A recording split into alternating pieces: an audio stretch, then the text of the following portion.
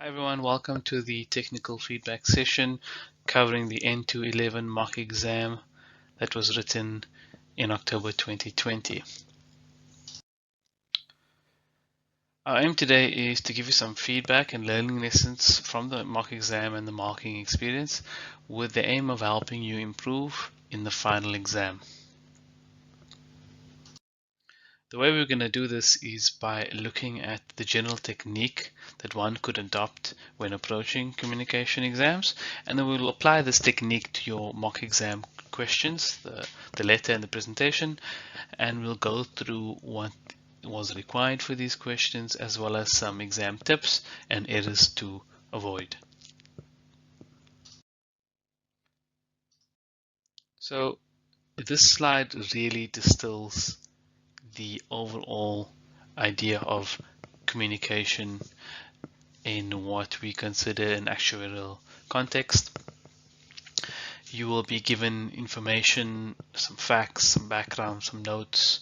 You will have a specific audience in mind, and you will be asked to draft something in order to meet another objective.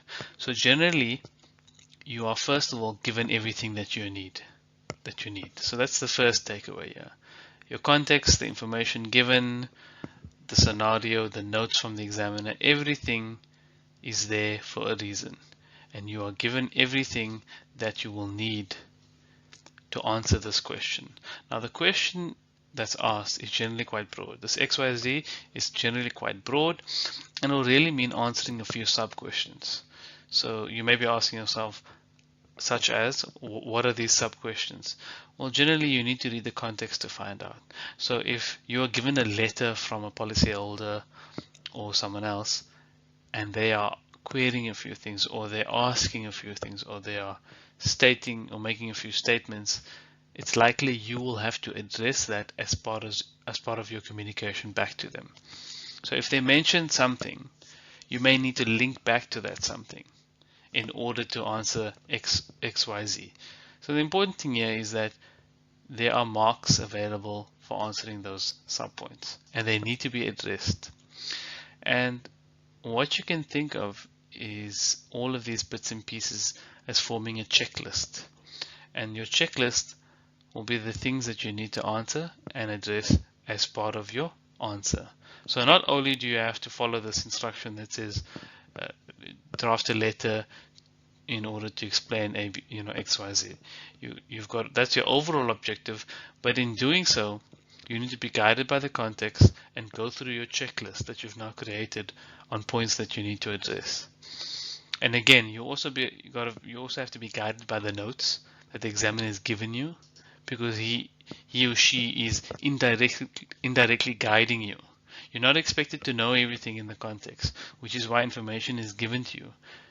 So the examiner is indirectly guiding you as to what you need to answer and how. And your objective is communication. So you need to communicate effectively and bearing in mind the context. So key takeaways here: your context and your question together form your checklist, and that checklist needs to be addressed and answered in your answer. If you're leaving something out, it's highly likely that you'll be leaving some marks off the table.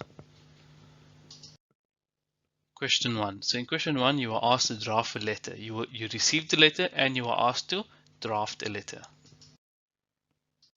So let's unpack the context of what we were given.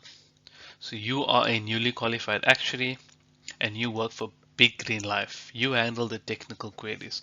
So you need to imagine yourself as a subject matter expert, the person that understands all the different types of product rules, how the annuities work, what the legislation says. So you're an expert in this, and you handle the technical queries that come from the client. So the type of queries that the normal, perhaps servicing people are not equipped to deal with, or what they deem as too technical, they'll pass it on to your mailbox. It comes to you and you need to respond to this.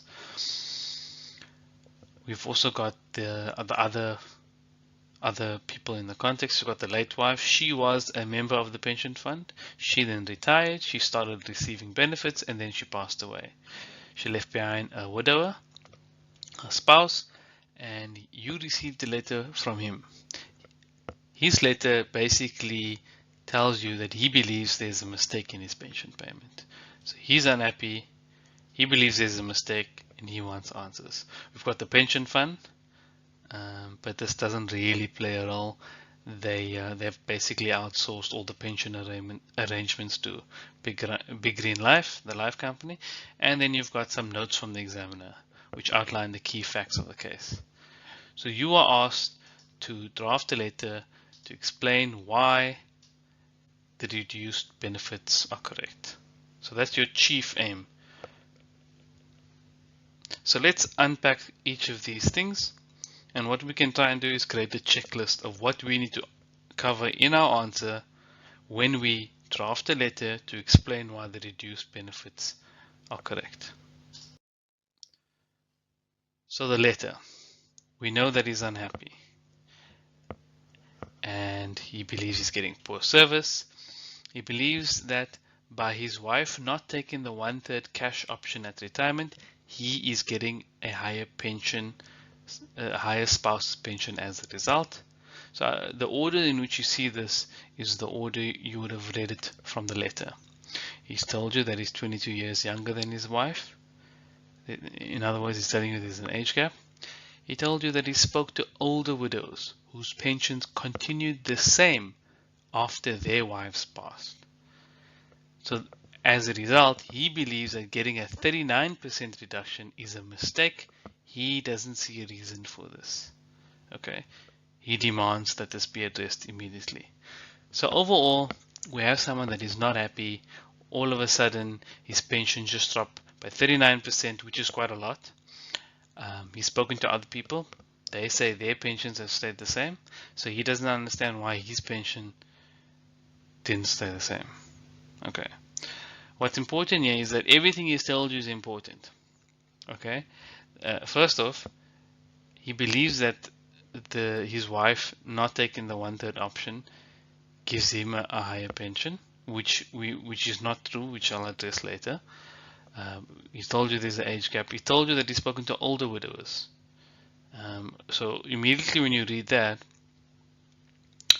you know that the people he's speaking to don't have this age gap. Okay. And he's telling you that their pensions continued the same after their wives passed away. Okay.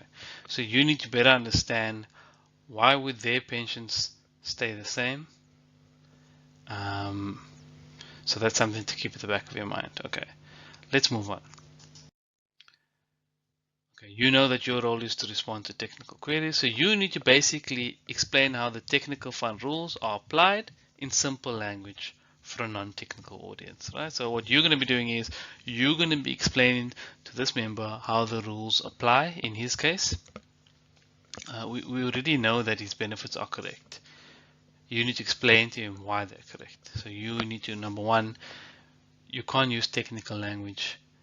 So you need to break things down very simply, and you've got a word count to stick to, so you need to be quite succinct. What else do we know? Okay, we've got the notes tell us the pension fund rules that apply. We're told about a guaranteed period of 6 years. We're told about pension increases. We're told that most members commute at retirement. So most people at retirement take the 1/3 cash option, which means they are left with the 2/3 as a pension. Okay, so you say, if I'm going to get 90,000 as a pension, I'm going to take 1/3 of that as cash now. So there'll be a formula that converts 1/3 of your monthly pension into a cash option, which means you're left with 2/3 as a pension. So if your pre-commutation pension was 90,000 and you took 1/3 as a cash option, you'll end up with 60,000 as a pension. You are told that the spouse's pension is 2/3 of the pre-commutation pension. Okay, you're given the special clause for the age gap, and you were told about the notification that wasn't sent to the member. So all of this really packs into your checklist. Okay, the late wife, you're told that she did not take a third as cash and that she retired with a pension of 120,000. Okay, so you were told that the member is basically telling you that they thought by not taking the third cash option, the spouse's pension would be higher. That is not true. The spouse's pension is based on the pre-commutation pension. So it doesn't matter if you take the third as a cash option or not, the spouse's pension would be the same. Okay, so that is probably something that we want to address in the letter. Okay, the client is telling us their belief, and we know that this isn't correct, and we want to explain it to them so that they understand that. And the reason being is because she did not take a third as cash, which left the spouse's pension as 90,000 and her pension as 120,000. Now, had she taken the 1/3 cash, she would have retired with a pension of 90,000, and the spouse's pension would also be 90,000. So this is basically how your pension can stay the same after the main member passes away. Okay, so this in your mind should link to the fact that he spoke to older widows whose pensions continued the same after their wives. So your conclusion is that because most members take the third cash option, they will then end up with a pension that'll be the same as their spouse's pension. Okay, that's the only way you can end up with a pension that continues the same. You also then can't have a penalty, so there can't be the age gap penalty, which means that the age gap between the spouse and the main member is less than 5 years. Okay, so that was a key point, and there were some marks available for that. Most people missed this. The reality is most people didn't spot this, and they kind of left these couple marks off the table. Okay, so the key takeaway here is that everything is important. What he says in the letter is important. What the notes from the examiner tell you is important. So you need to be able to join the dots. Sometimes you miss it and you don't have time, and that's fine. You know, it's not the end of the world, but it's always important to be more aware that this is given to you for a reason. Okay, let's unpack our checklist. So we know the member's unhappy. We're going to want to apologize for the fact that we did not send a notification that would have explained all of this. Had we sent the notification, the member would have known that his benefits were going to change, and we probably wouldn't have gotten this letter in the first place. So now we need to be understanding and apologetic, right? He believes he's getting poor service, okay, because we made a mistake. But we didn't make a mistake, so we need to confirm that the amounts are correct, and we need to explain why. Okay. Again, he made this statement about the 1/3 cash option. You need to explain that most members take the 1/3 as cash, which means the spouse's pension equals the main member's pension once the main member has died. Explain the age gap, special clause that applies. What is the calculation? Most people didn't put down what the penalty that would be applied. They just explained the calculation but didn't give the actual penalty. We need to also explain why the older widows' pensions would stay the same. In other words, the fact that they would have commuted 1/3 as cash. They probably had an age gap of less than 5 years because they were older. You could mention there was a guarantee anyway, but it would have only stayed the same for 6 years. And then he said he believes getting a 39% reduction is a mistake. So we know that he was able to calculate this reduction. He has a basic understanding of math, so we need to link it back to his 39%, and we need to tell him that, look, the majority of your 39% reduction comes from the 1/3 reduction as a result of the spouse's pension and the rules of that. And then you've got a further penalty of 8.5% because of the age gap. So the combined effect is 39%, and you need to kind of calculate the final pension. So this is basically how we'd look at the first part of this, of the checklist. Yeah, you demanded that this be addressed immediately, so we want to offer some kind of assistance as well. And then in addition to that checklist, we've addressed all these other things that were given to us in the notes. We would have spoken about the guarantee period. We would have outlined that certain rules apply. We would have, in calculating what the final pension should be, we would have used the pension increases. We would have explained that most members commute a third at retirement. We would have used the 2/3 pre-commutation pension formula. Now, must be careful that we can't use the word pre-commutation because that's too technical for your audience. Remember, majority of people understand commute to mean commute to work. So this is a technical term and you would have had to explain it in simple English. So we would have used all the notes from the examiner, which is very important because the examiner gave it to us for a reason. So if, for example, we didn't use the guarantee period, or we didn't use, most people didn't use this, amounts that most members commute is 1/3 at cash. Most people didn't use this, so they left something off the table. Okay, so very important, you need to use all the notes that are given to you. So where did most people go wrong? Well,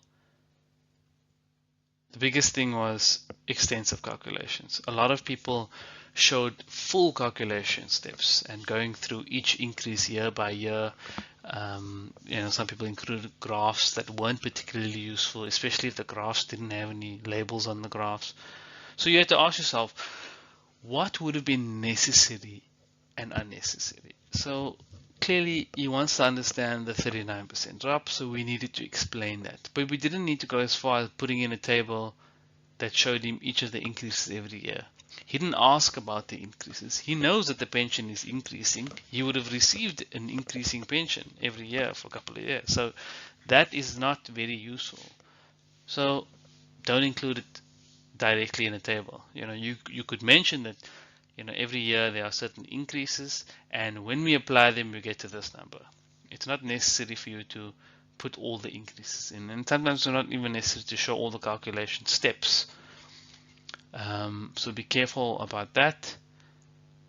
Then some people didn't link back to the 39% reduction.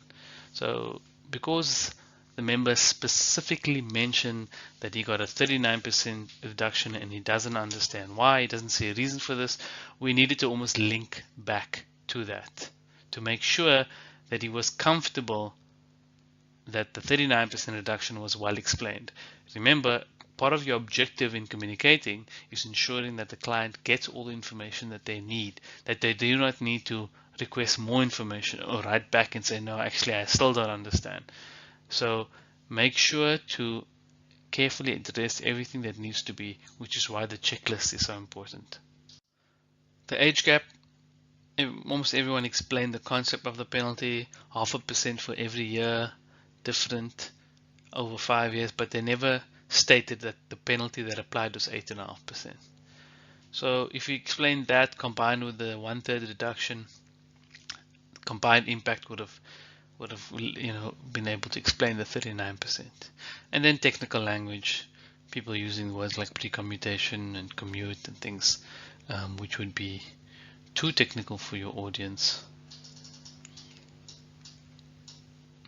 Some people also refer to the age gap as a huge age gap. So that's probably more from a communication point of view, but it wouldn't be appropriate to say huge age gap, because now you are casting dispersions and you are judging this gentleman. So read what the notes say. The notes refer to a very large age gap, so it's okay for you to refer to a large age gap or just an age gap of more than 5 years. It's neutral. It doesn't it's not emotionally charged. It's probably a better bet. Okay, so moving on to question 2, which dealt with the presentation. Now, when it comes to presentations, there are various different ways that you could lay out everything, right? There are some key formats that will apply: opening slide, closing slide, and so on. But the meat in the middle can be spread different ways. The more important thing is that over all those slides, you stick to the limit and you address all the points that are necessary.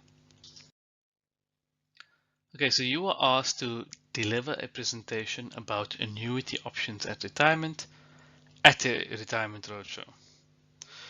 So these retirement roadshows are generally organized by companies or universities or whatever the case is, so that someone can come in, generally an expert, a product provider, or just someone independent, and they are there to inform the staff, to give good information so that the staff can make decisions on their own, right? Imagine you're in a venue and you're talking to 200 people. So your context here is you're going to be giving broad information to achieve a particular goal, and that's how you need to be thinking. The instruction was to draft a presentation in 9 to 10 slides explaining the merits and drawbacks of each annuity option and the characteristics of the person it may be suited for. Okay, so you need to work to basically explain generally what the suitability factors are for each of these options. Which type of people is it going to suit? So you've got a wide range of people. You were told that a variety of university staff was going to attend, from academics, administrative staff, operational staff. So basically telling you've got a wide audience, from people that earn very low to very high, different levels of education, different levels of experience, and so on. We know it's at a university, and you are working as a consultant for Orange Life. You are an annuity provider. You are in the business of selling these products. And what else? We are told that the marketing team prepared a summary of product terms for us. We were given to that. So the Orange Life marketing team prepared a summary of product terms. You got the notes from a similar meeting that you had. And this notes outline the key factors or the key things to speak to your financial advisor about. Okay. So again, the idea with these two is that the examiner does not expect you to have an expert understanding or practical background in annuity products for individuals. So they have given you everything that you need. So in the marketing team's brief, they gave you all the product terms that explain the features of the products, right? Then you were given these 5 important discussion points to have with your financial advisor. And in other words, that's trying to tell you these are the characteristics of people that help them decide which annuities are going to be suitable, right? So you were given these things, and that's what you needed to use in your slide deck. The key thing to watch out for is bringing in new information, bringing in your own experience and your own facts, because it's probably not going to apply. That you've given everything you needed to use, and you expected to use that. So be careful if you feel like you have to rely on your own knowledge to answer something, because then you're probably on the wrong path. Because remember, this is a communication exam, and you'll be given everything that you need to communicate. So going through this, you are the consultant, you have the specialist knowledge, and you need to present to help those near retirement decide what option is best for them. So they need to decide. All you need to do is help them understand.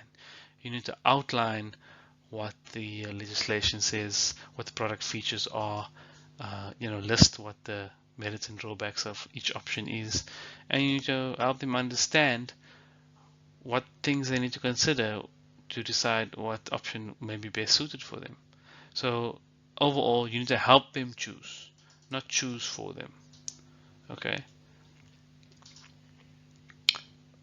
And the whole reason for having the roadshows in the first place, you're told this because legislation requires members to take the retirement benefits. Whatever's not taken as cash needs to be taken as an annuity. So members are forced to take an annuity, and which is why you are here explaining the options to them.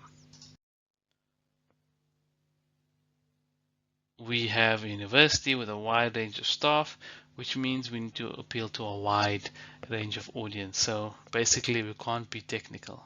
We can't use technical language. You are also told what the product features are, what legislation requires, what the new business process is, how to, the quoting process and so forth. And you are told the 5 discussion points to have. So when in your slides, you basically need to include these 5 points as factors for people to consider, such as decision making. Are you making active decisions, or are you making just one? Do you require pension increases? Do you want to have a guarantee? So you can't necessarily use longevity risk because they're not all going to understand that, but you could ask, is having a guaranteed pension important for you? If it is, in other words, you don't want to take on longevity risk. Do you want to take on the risk and rewards associated with investments? Yes or no? Do you prefer to have control or not? So these are the factors that you could have spoken about. And overall, I've kind of tried to list what a possible slide deck could look like. Start with our basics, our opening and our closing, our summary, our agenda, and our introduction. So these were key elements. You need to have the introduction that explains who you are, who you're presenting to, what company you represent, what the topic is. You also need to have the closing where you offer further assistance. You also need to provide the contact information. You need to have an agenda. You need to have some kind of introduction. In this introduction, you probably could have included the link to legislation so that people understand why we're talking about annuities. Oh, because whatever you don't take as cash, you need to buy an annuity. Okay, now you understand that. Introduce Orange Life at a high level, explain what options they have, and then you dig deeper and you explain, okay, this is a life annuity, these are the features. This is a living annuity, these are the features. Then you could have looked at the merits and drawbacks of each, or you could have included this in these slides and maybe spread it across 3 slides. Then you needed to bring in the factors to consider, and you needed to link these to each of the annuity features. So under headings like decision making, pension increase, longevity risk, well, you couldn't use the word longevity risk, but guarantees, for example, investment risk control, you needed to link those features, all of these features under these headings, to help the person understand which option may be best suited for them. You need to allude to what the process is at retirement. So this could have been done in the beginning, in the introduction, or somewhere else. And then you needed a summary and then a closing. So that's really at a high level what you needed. And like I said, these could have been spread across different slides. What's more important is to have covered the important aspects. So when asking, when trying to figure out how I could have set out the factors to consider, this is one way of doing it. You would have touched on the 5 points in a question form, and now you can imagine yourself as the university staff member sitting in this venue looking at this and then asking yourself, do I know enough about investments to make my own decisions? So all of these helps the person understand which option is best for them. In no way are you telling them, you're not saying that who this person ideally should look like. So you need to be quite careful. And this is how you could have compared the features. You could have said, for example, you make a lot more decisions in a living annuity. Here you just make one decision and then everything is fixed, as an example. So overall, it's about addressing all the points and in a number of slides, and you would have picked up all of the technical marks. So where did people go wrong? Well, some people kind of skipped over the product features, right? They didn't talk about the features. They just went to the advantages and disadvantages without explaining what the products are. And some people incorrectly listed certain features as an advantage. For example, for a living annuity, being able to choose an underlying manager is only an advantage for the person that wants to have that kind of control. If you don't have that kind of type of control or decision making, then it's not an advantage. So you need to be clear to list what product features are compared to what advantages and disadvantages are. Then we have the recommendations. Some people went and gave recommendations. I think if you are a high earner and you've got no dependents, you should be in a living annuity. So you were not asked to do that, and it's very dangerous to do that, giving advice when you're not asked to doing it. It will probably be very inappropriate. You don't know enough about the person. So you could have made the suggestion that people seek financial advice to get more tailored, better suited advice for their needs. Target markets, some people just describe, again, suitable people. If you've got expenses that rise with inflation, then do this. Then again, other people brought in other details, right? They brought in their own details, which generally you shouldn't do, saying that certain energies were more expensive, but you weren't told this. So they brought in new information, and that can count against you. So that's it from a technical point. I think the key takeaways are to consider how your presentations look. Less is more. You need to give appropriate detail, but copying and pasting a whole list of stuff and dumping it onto the slides, cramming it full so that you make sure that you meet the slide count is not a good idea. Keep it simple, keep it simplified, give what you need to, and don't repeat the same thing on the same slide all the time. When you're duplicating slide, make sure that you update the checklist, the title. Otherwise, you could end up with a slide that's meant to be for living annuity, but you forgot to take out the word life, and then it reads life annuity, and then it confuses the marker, and it's going to confuse your audience. So that's a mistake. That's a communication mistake. You need to make time to read your answers before you submit. Build in some time to actually read things. Check for your typos. Some things, if you write souse instead of spouse, spell check is not going to pick that up. When you write you and you mean your, spell check is not going to pick that up. Forgetting to add a not, especially if you're copying and pasting slides. For example, a life annuity, the annuity is guaranteed for life, and then if you copied and pasted that style, but you forgot to add the not in, then for a living annuity, it's going to read the annuity is guaranteed for life instead of the annuity is not guaranteed for life. So be careful with that. Before you start your presentation, you should set your language to English South Africa. That'll help with the spell check. And avoid using names like John Doe and Jane Doe, and I mean that refers generally to a corpse whose identities are known. So be a bit more creative. Think of another name, and So key takeaways: create the checklist, because you're given everything that you need. Everything is important, and it'll help you get all of the marks. Watch your time, plan your answers using your checklist, and all the best for the exam.